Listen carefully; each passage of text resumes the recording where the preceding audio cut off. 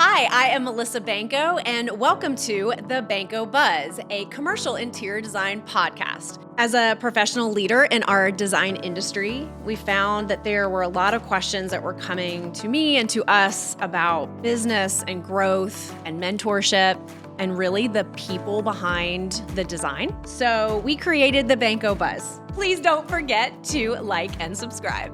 Thanks for joining us on the Banco Buzz.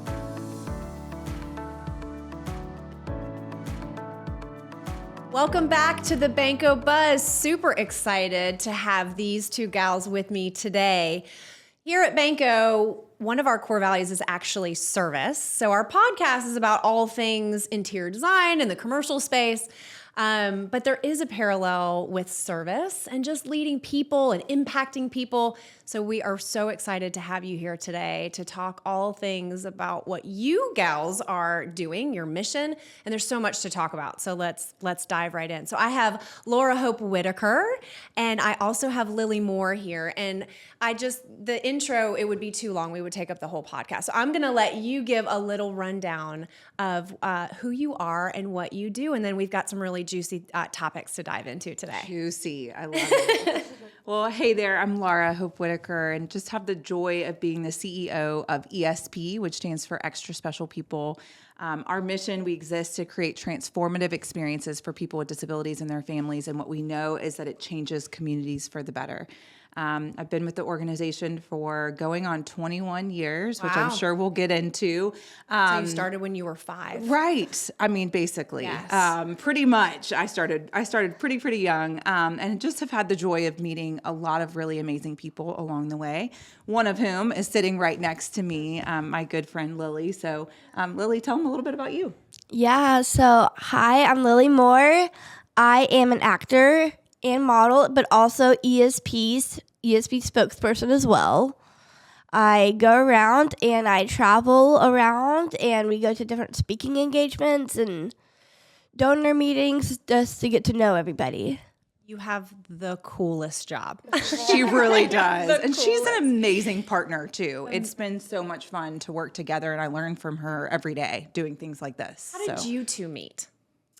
You know, I was thinking about this the other day because I saw a picture of you in Big Hearts. Yeah. Which is one of the first things that you did. This is an event that we do every year. It's a talent show and a gala.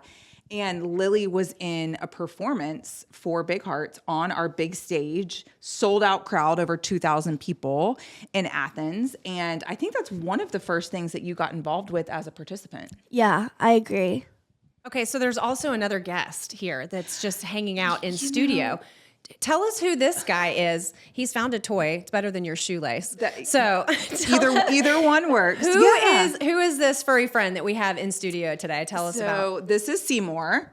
Yes. He is a golden doodle that we got. So we auctioned. There were 2 dogs that at Big Hearts we had 2 dogs one was up for an auction, and so that was his brother Abel. And so one of the families got Abel, and then Seymour came along on the team, lives with Laura and her family, and is also Ability's mascot and ESP's mascot. He's amazing. That is right. He's so we just launched the fluffiest. a clothing collection. Yes. Called Ability, and the tagline is, "We envision a world that sees you the way your dog sees you." And if you can imagine, if you're a dog person or a pet person, the way your dog receives you when you come in after a long day, it's exactly the same. And they see you for who you are instead of for who you're not.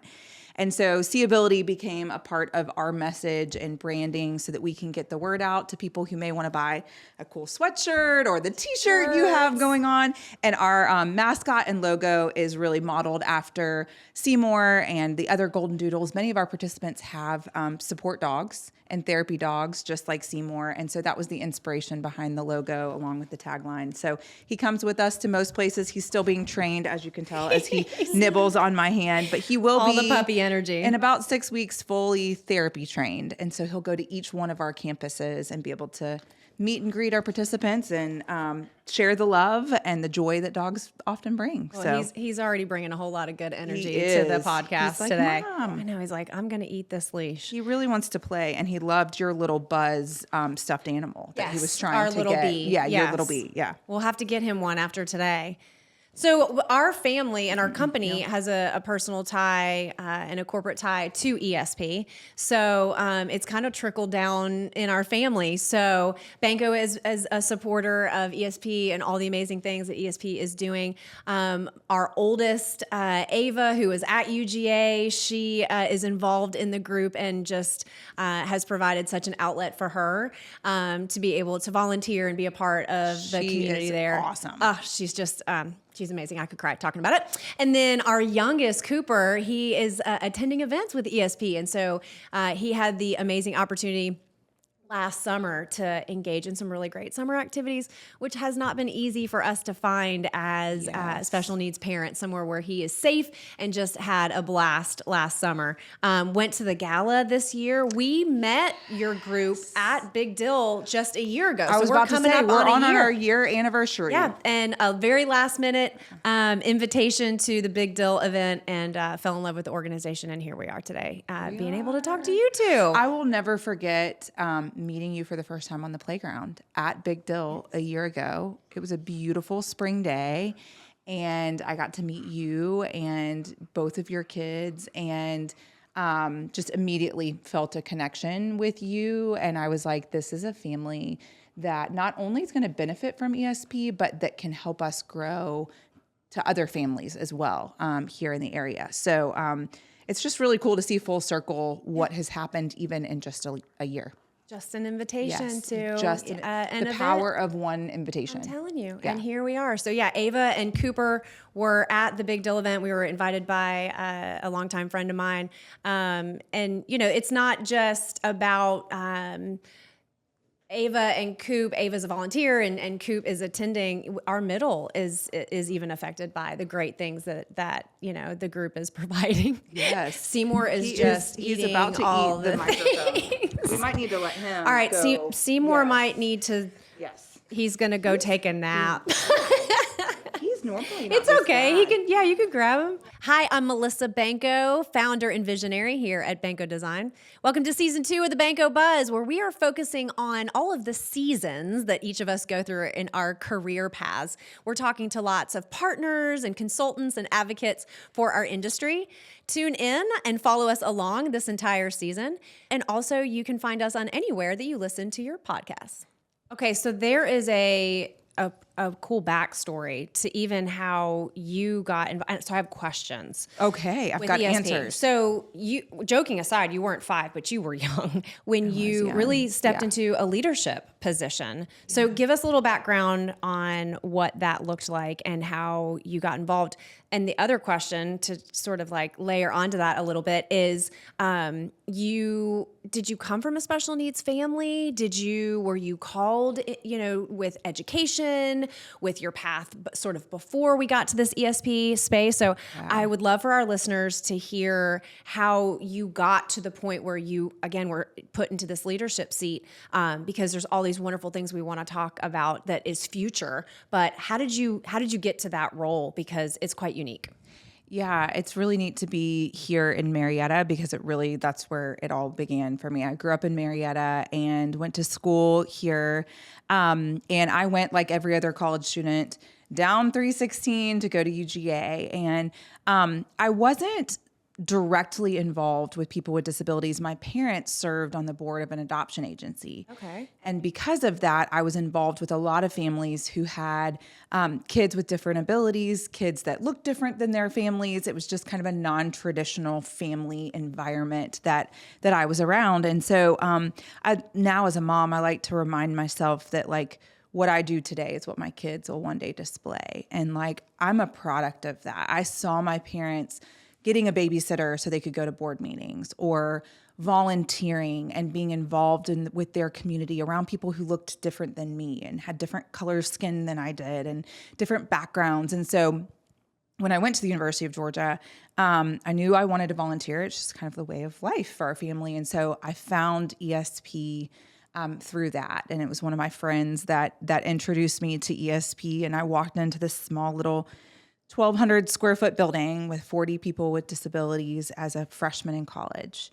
And I'm the second girl. So my older sister, Grace, was the quintessential perfect first child.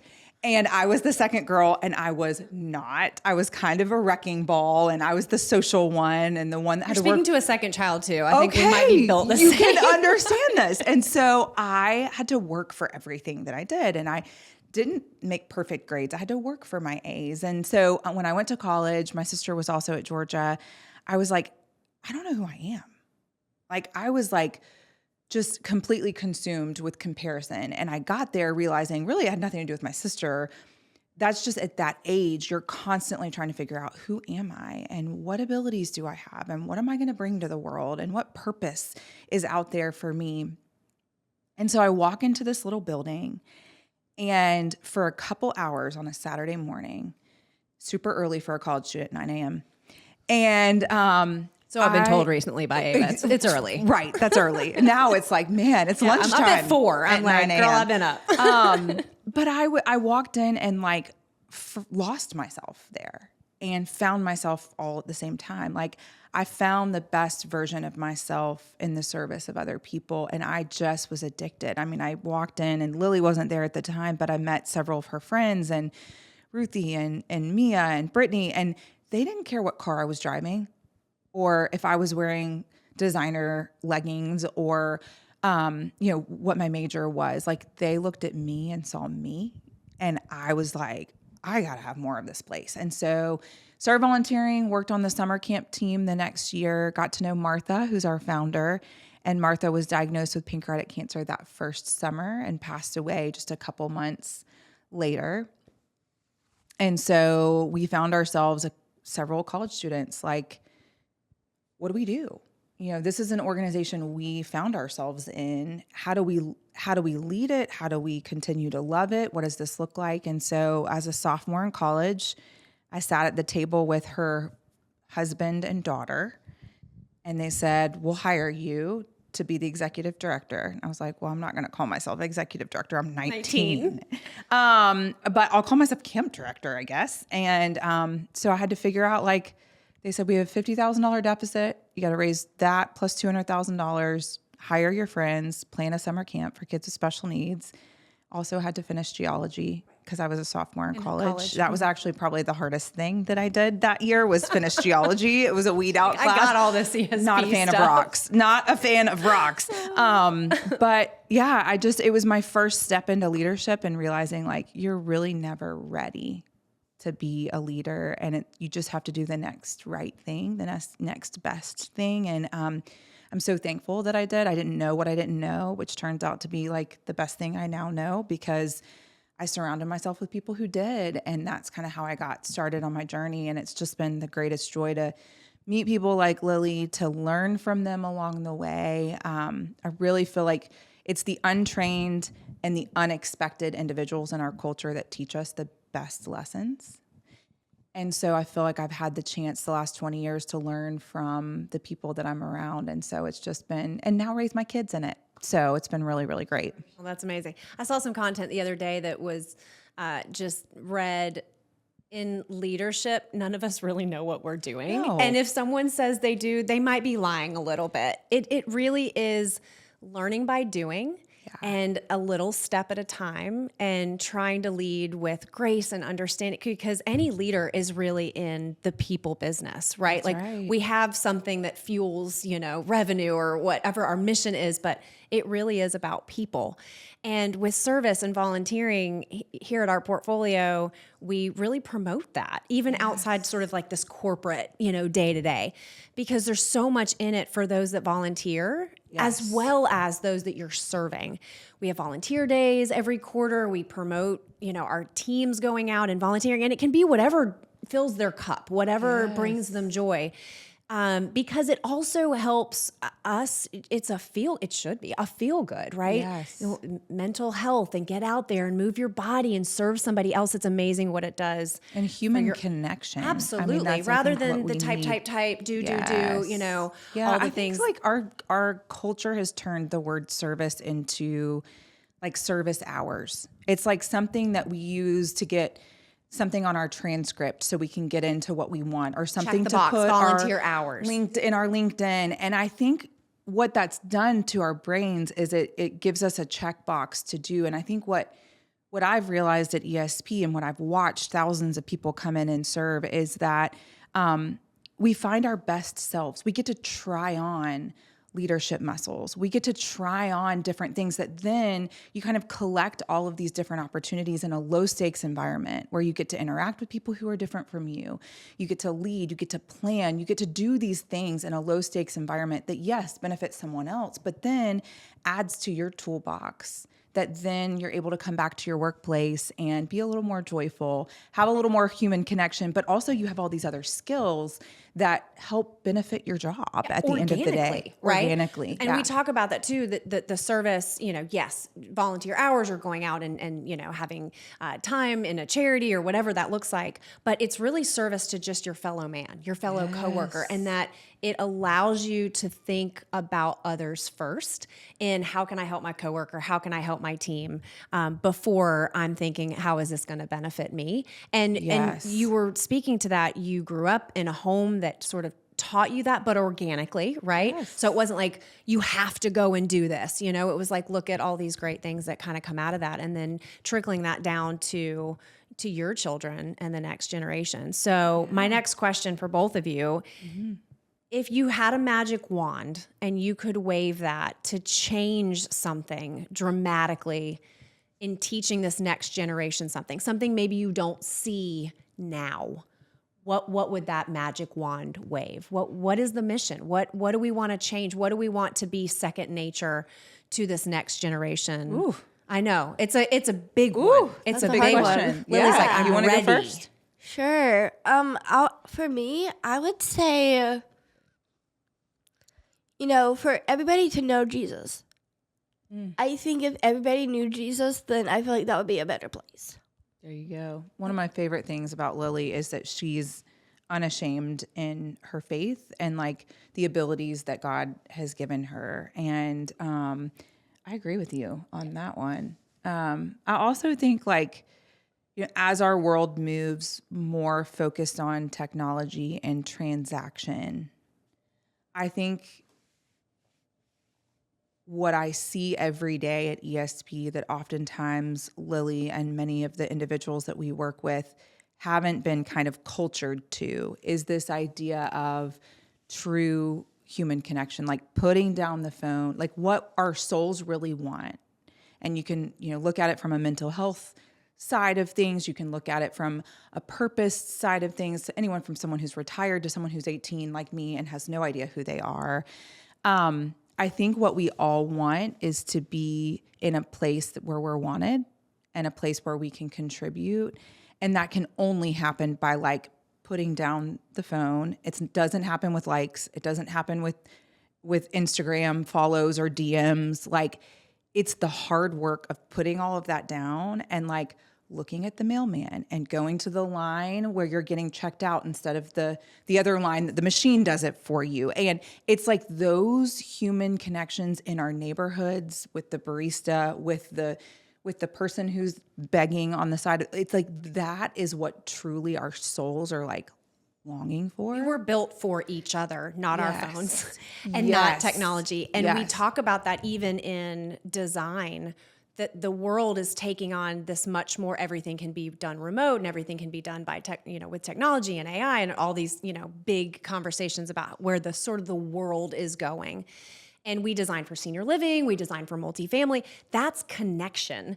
And you want there to be that face-to-face interaction. So there's a lot of conversation around efficiency with business, and you can, even in a hotel, you can check in without a human, and, in multifamily, you can lease, you can take a tour and you can do all these things without.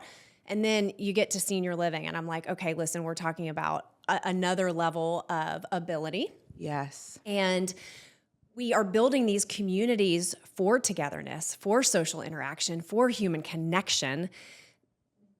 Having someone help feed you or get you to where you need to go is very different than a robot getting you there. Yes. Right?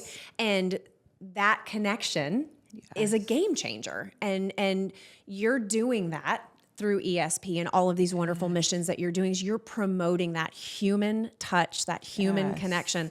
And that's world-changing stuff, right? So that is a concern, I would say, from a special needs parent perspective is, is my child going to be seen for who he is and loved for who he is? Not loved, because he could be something in that moment, who he is at that phase, at that season. Is he going to be accepted and loved and, embraced? And I think a lot of any parent has that, neurotypical or otherwise, right? So it's just, I wish I could multiply you all 10,000 times over because we're trying. Oh, yeah. Okay. Yeah. Is just because there's so much good and it is generational. It is. You're changing individuals, you're changing generations. And, I would love for you ladies to tell our audience, our listeners, what they can do to get involved.